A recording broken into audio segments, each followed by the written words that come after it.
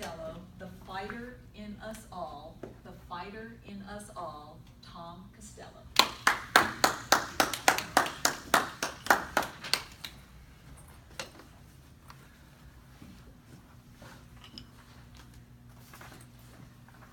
The moment I saw him, I knew there was going to be trouble. His eyes were lasers, his jaw was set, his body was bladed, and his fists were clenched. My heart started to beat fast. I moved to the side to get a better advantage point. What I saw didn't excite me at all. It was his friend. We'll call him number 2. He had the same nasty look on his face and the same clenched fist. He was moving toward me rather quickly. I moved to the left to get a better vantage point, and what I saw made my heart almost stop. He was bigger, badder, and uglier than both of them. We'll call him number 3. I had one of 3 choices. I could run, I could hide. Neither of them were a viable option, so I had to engage. I refocused on number 1. I moved in. A left, a right, another left. A kick to the red midsection, he was down. I moved to the right again to get a better vantage point of number 2. He was taller. I had to move in fast. A left, a right, a kick to the head. I was reeling. I kicked him in the stomach. He backed up. A left, a right, an uppercut, and he was down. At that moment, it struck me. I had lost track of number 3. But that thought was very interrupted because what struck me next was a left from behind, a body shot to the kidney, and then a left from the back of the leg, which dropped my knees and sent me to the floor. I had just found number 3. At that point, everything got very blurry. Things happened very quickly. Rights, lefts coming from every direction. I dropped and cuddled up and rolled over onto my side, hoping I could just endure God knows how long. And just before everything went black, my coach yelled time. Now, how many of you thought that was a real fight? It was a real fight. No, it wasn't. I was getting my hand handed to me. It was absolutely a real fight. Thankfully, that was a training drill in a fighting style called Krav Maga. It's a very realistic, very street-ready combat type of fighting, and those, believe it or not, were my friends. And we were practicing a multiple attacker drill we commonly called monkey in the middle. Now, for those of you thinking, I don't know if I want to be Tom's friend, because he has really weird friends. And if those are his friends I'd hate to see as enemies, you're absolutely right. Now, just curious, how many of you have been in a situation like that before? How many of you would consider yourself fighters? Very interesting. Let me ask you, is there anything in your life that has ever been nagging you so much that you just couldn't get a handle on it? Perhaps a New Year's resolution that every January comes around and you say, this is the year, I'm going to lick that thing. It's not going to get the best of me. Is there perhaps a habit, a nagging issue that just keeps coming up over and over that you can't just seem to get the best of, and you're just like, when is this going to end? For me, it was managing my emotions and controlling the voice in my head. Now, for those of you looking at me funny because I just said I have voices in my head, let's all be honest, there are voices in all our heads. Some people call it the ego, some people call it their drunk monkey, some people call it that voice that just makes you doubt.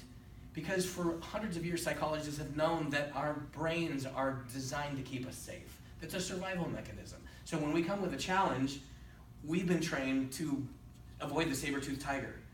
Yet thankfully, we don't deal with saber-toothed tigers anymore, but in modern day life in America, we deal with traffic, we deal with bills, we deal with taxes, we deal with family, we deal with spouses and children, we deal with social media and all the pressures that come with life as we know it. There's terrorism, there's cyber terrorism, there's every kind of fear that you can think of.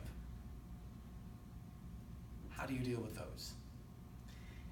For those of you who don't know me, and I know for our visiting friend Aaron here, it's hard to see me from the back, so allow me just a second of self-disclosure, if I may. My name is Tom. I stand before you, a 6'9", 280-pound mountain of solid muscle, trapped in a 5'9", 180-pound frame. I know, right? The injustice of it all. Yet, I've learned a few things about fighting, both the fight within as well as the fight without, that I think might be of advantage to you. Allow me to share them with you. Number 1, hands up. always keep your hands up. In a fight, this is life or death. A punch or kick to the body or to the leg may hurt, but it's not going to take you out. A punch to the computer will. So always keep your hands up. What that means in the real world to me, hands up is gratitude. It's an attitude of gratitude. Gratitude cures almost every ill. If you're grateful, you cannot be grateful and depressed at the same time. You cannot be grateful and angry at the same time. You cannot be grateful and insert any negative emotion that you've ever felt. In fact, if you've got clothes on your back, food and water on your table, and a roof over your head, you are ahead of 95% of the world's population. What are you whining about?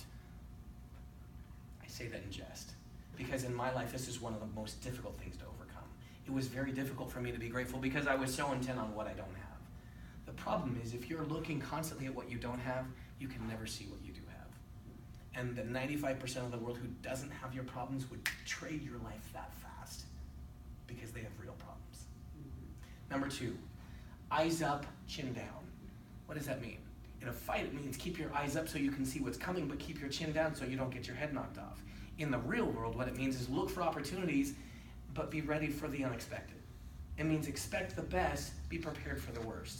It's not a Pollyannish look at life, it's a realistic look at life. And if you do that, you'll be light years ahead. Number 3, keep moving. Always keep moving. In a fight, we all know that a stationary target's a lot easier to hit than a moving one. So you're constantly moving, changing levels. What does that mean in real life? It means keep doing what you're doing. If you're in sales, keep selling. If you're a mom, keep momming. If you're an attorney, keep attorneying. Whatever it is that you do, it's not going to get accomplished by sitting on your butt and worrying about what you don't have and worrying about all the things that are going on. For me, this was a challenge because I used to sit and worry and sulk and focus on what I didn't have. It never got me anywhere. My coach said worry and faith are exactly the same activities. One just focuses you on what you don't have and takes you over the cliff. The other believes on what's possible and takes you up the mountain. Which would you rather have? So my fellow Toastmasters, I submit to you from years of experience fighting in the real world and getting more than one flower on my face, that if you do those 3 things, keep your eyes up, keep your hands up, your chin down, and keep moving, you'll be able to deal with anything, and the fighter from within will truly emerge.